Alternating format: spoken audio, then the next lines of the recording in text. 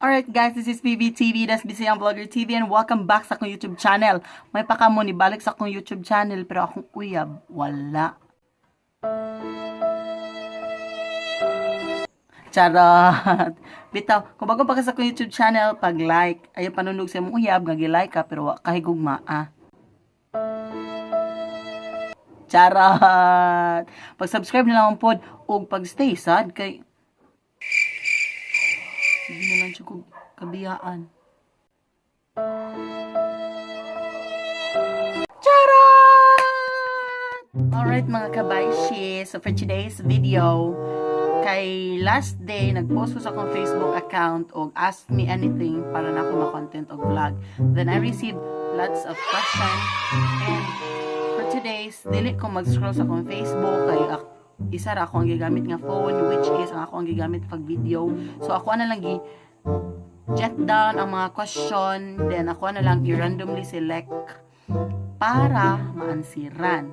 So kanay siya nga challenge is gibuhat ni sa akong auntie, si Auntie Ivana. Mas una kong post niya. Charot. Alright, so dili na ta magdugay para maansiran na inyong mga pangutana sa kinabuhi bahay nako. So, let's start! Alright, pasensya yun dyan ako mahiwagang tasa, no? Mamaya akong gisulan sa ako ang question ka, wala siya ko ilaing masulan sa akong question. So, let's start! Yay! First question is, mama or papa? Basically, ako is mama's boy ko, dili kay ko. Noon close mo sa akong papa, pero mas prefer ko ni mama kauban, like ganahan ko mo spend time niya, like namin bond together with mama. Kay mama's boy mo, pwede ko ganahan nga kanang murag malayo ni mama, ingan na bitaw. So I know kagets mo na kay kasi uban na ni nga mas mama's boy na po yung papa's boy, diba? So mas prefer ko sa mama's mama.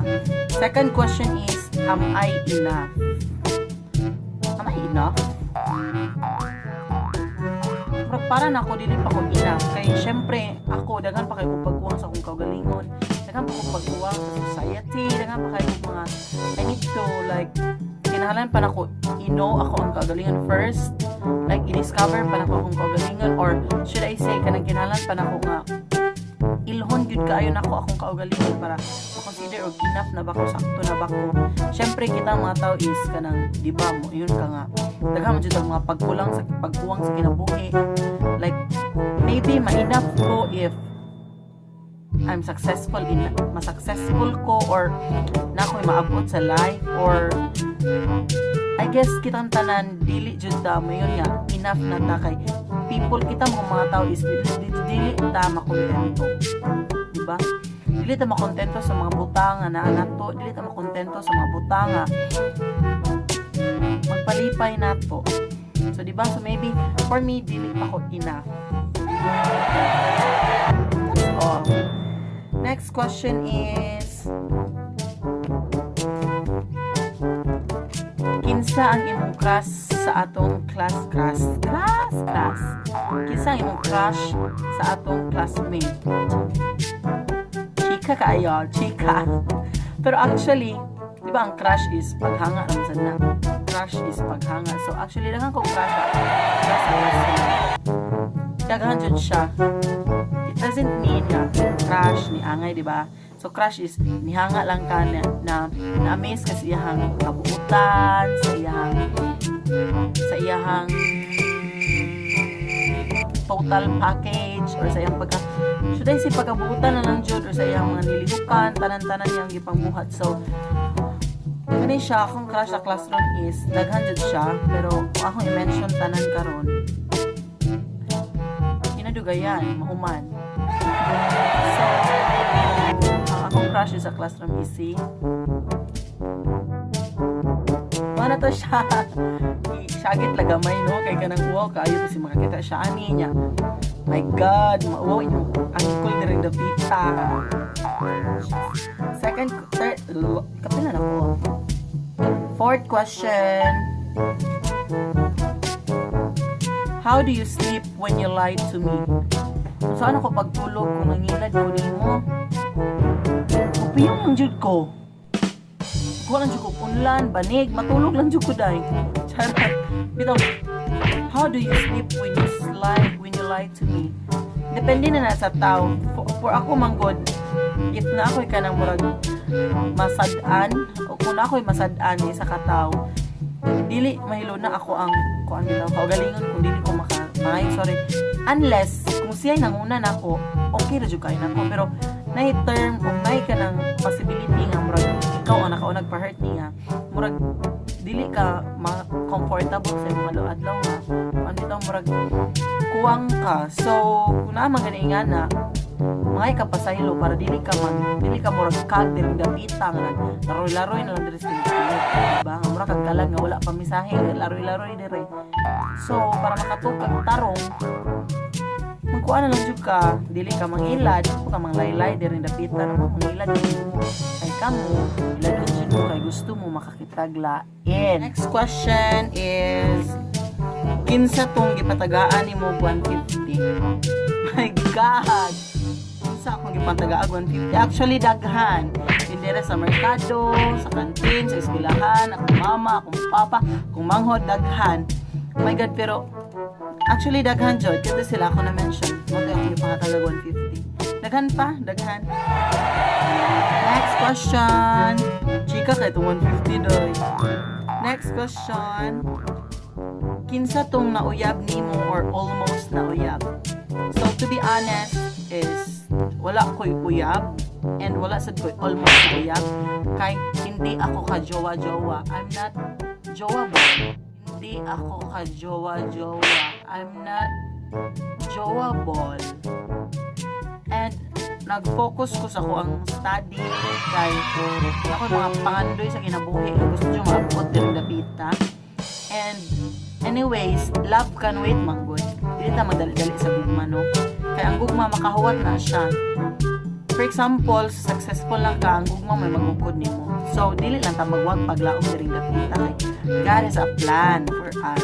Ibahin-bahin ba yata sa Ginoo na natay pare sa kinabuhi. So kung mamatay ang imong kapare, sorry ka na lang. So next question. Wala ko'y uyab, wala si ko'y almost na uyab ha. Next question is friendship or family? This is very serious, friendship or family. So, I will choose family, syempre, kay dapat. Ang friendship man good, makasabot na nimo. Ang friendship is once nga maka-explain kanila, makasabot yun na nimo sa imong side. Sa family man good, lisod yun ka sa imong family. Kay, if ang family man good is always, you remember, ang family, always yun na siya na ninyo. Sa imong ups and sa imong down, ang family dyan mo support nimo or mo like mo cheer up nimo para mo grow ka. Yes, friendly ko pero mas piliyon din ako akong family kaysa sa friend. Kamo, di ba? Mas piliyon din yung family kaysa sa friend. Kaya ang family, isa ra na. Ang friends, you can gain friends in any ways nga ganahan nimo. So next question is nakauyab na ka o kinsa? So as what I have said, I'm not into a relationship right now and nag-focus ko sa mga iro diring dapita nga ng musik. Nag-focus ko sa study. Sa bulok ko, nag-focus ko sa akong study. Next question. Nakahuman na tao. 1, 2, 3, 4, 5, 6, 7, 8. So, 8 question na down na nato na siya. So, move on to sa ika-9 nga question. Nganong bayot ka? Bayot ko. So, maybe, kanang God has a plan. Ano na yung ko. Everything, di ba, nituod ko anang ilagay yung everything happens for a reason. And someday, it will make sense. Maybe, nagiplano ang Ginoo, ano yung ko. Maybe, mas prefer sa kung ingani ko kay, you know, hindi na ako ma-explain very clear ng ano na ingani ko kay dili man siguro po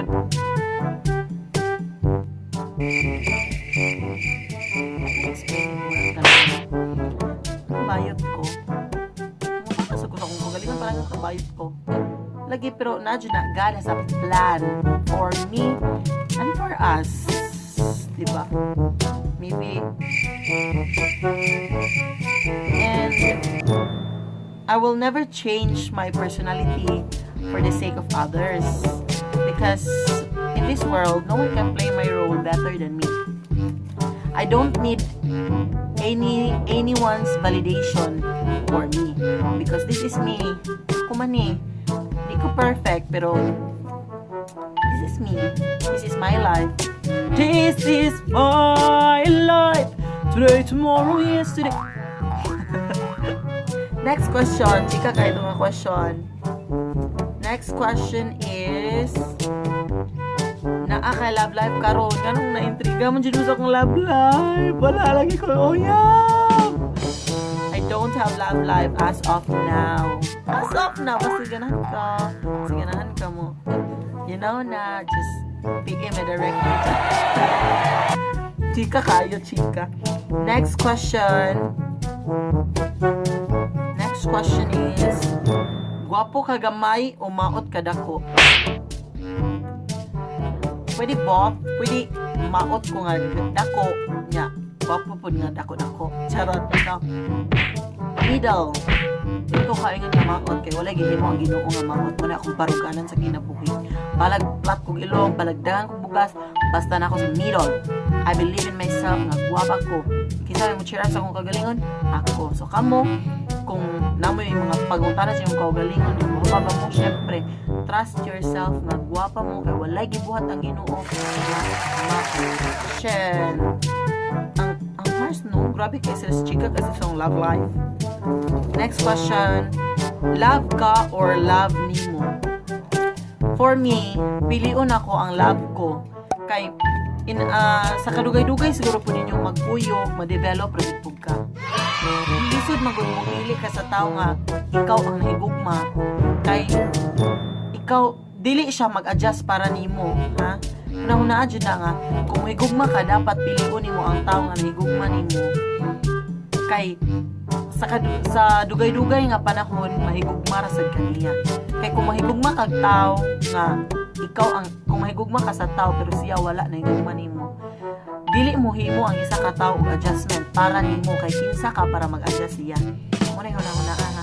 Mo na huna kung enter ka relationship dapat sigurado na sad kasi muhang kaugalingon. Kung kinsa ang imong pilion nya, sigurado na sad kasi sa imong kaugalingon nga dili ka maghilak-hilak pag mo maon maghulpalit ka og mga tanduay dito sa tindahan kay kami na say mahubog imong mga barkada. Di namin mo inom. Charot. Next question. Pareha kag naong sa unggoy o ang unggoy pareha kag naong nimo?